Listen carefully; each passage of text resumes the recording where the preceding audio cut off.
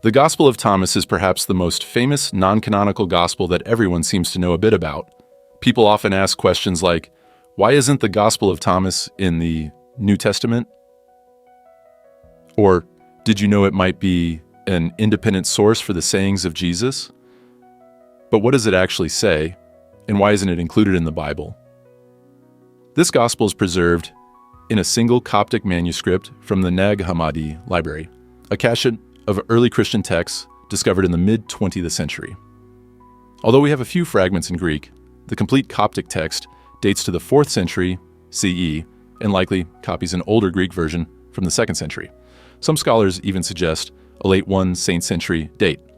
Dating the Gospel of Thomas is challenging because, unlike the canonical Gospels of Matthew, Mark, Luke, and John, it's a sayings gospel made up of 114 short sayings attributed to Jesus without narrative or sermons.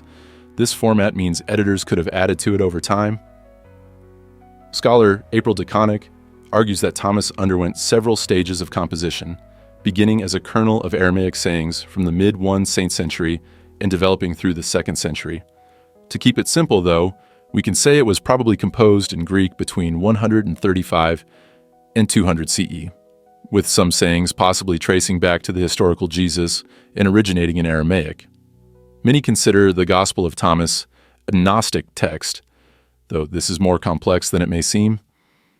Unlike classic Gnostic writings, it doesn't mention an evil demiurge or figures like eons or archons, which are present in texts like the Gospel of Judas. Thomas mainly includes sayings, some of which have an esoteric tone, and it was found alongside other Gnostic texts, such as the Apocryphon of John. Interestingly, a large portion of Thomas resembles the New Testament Gospels, but with slight differences, leading some scholars to believe it's an independent source for Jesus' sayings. For instance, in Thomas 96, a saying closely parallels Matthew 13:33, but with subtle differences, suggesting these texts could be independent accounts. Some scholars believe Thomas may preserve older versions of Jesus' sayings, as they often appear simpler than the more elaborate parables in the canonical Gospels. However, Simon Gathercole, in his extensive commentary, argues that the Gospel of Thomas is not independent of the canonical Gospels, proposing instead that the compiler was aware of the synoptic Gospels. Gathercole points to passages in Thomas that seem influenced by Matthew and Luke. He also notes that since Thomas dates to the 2nd century and lacks specifics about 1st century Palestine, it doesn't offer much about the historical Jesus. Given current scholarship and available sources, Thomas contributes little to reconstructing a historical view of Jesus. Some sayings may be ancient, perhaps reaching back to Jesus. But the evidence is inconclusive, with strong arguments on both sides. Why then is the Gospel of Thomas not in the New Testament? Given its overlap with the Synoptic Gospels, one might expect it to be included. However, several factors help explain its exclusion. First, early Christian communities showed resistance to including more than 4 Gospels.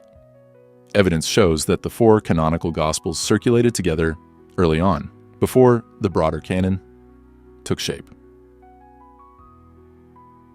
For instance, Papyrus 45 of the Chester Beatty collection contains the 4 Gospels and Acts, dating to around the 3rd century CE.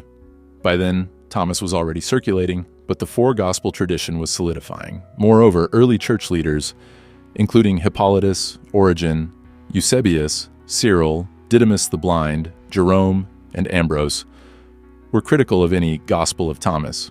They saw it as heretical. Origen's statement is striking. Also in circulation is the Gospel according to Thomas. These come from those who set their hands to it, but the Church of God approves 4 alone. We can't be certain they were referring to the Gospel of Thomas we know today, as there were other works by that name, like the Infancy Gospel of Thomas.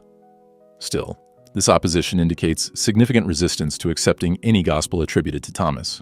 Additionally, canonization wasn't just about formal decisions by church authorities.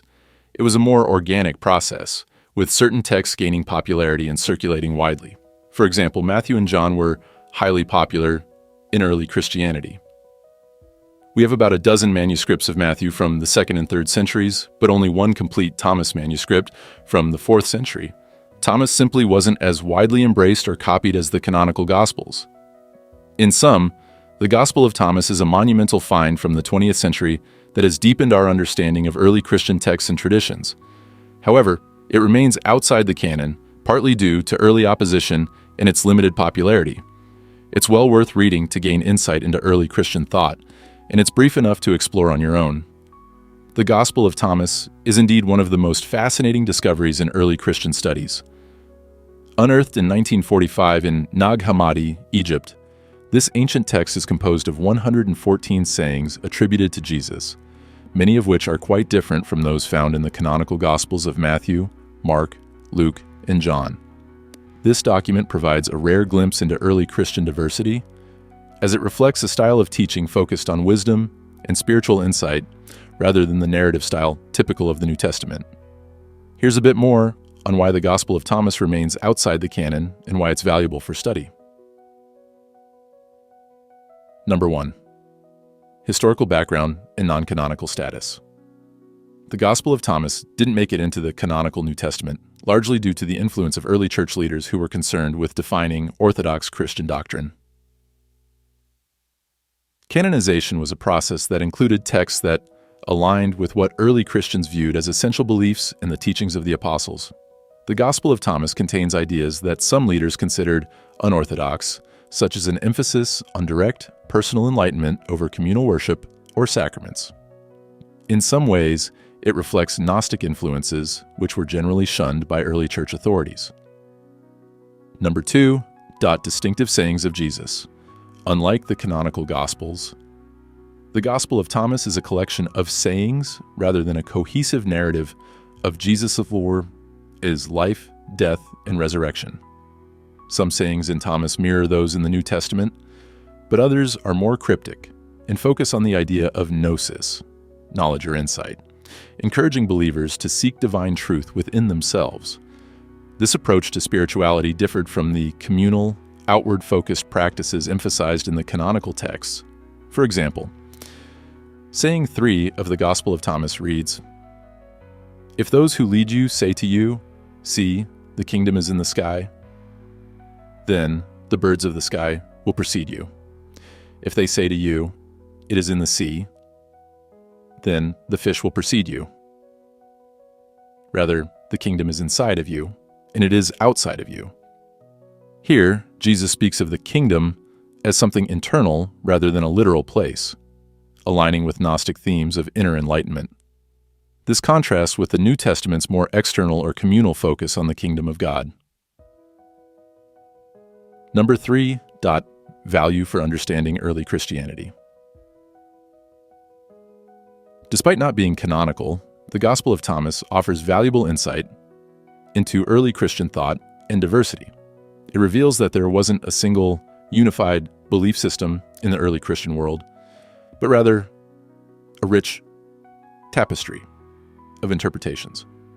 By studying this gospel, readers can gain a broader perspective on how different groups understood Jesus' teachings and the nature of divine truth.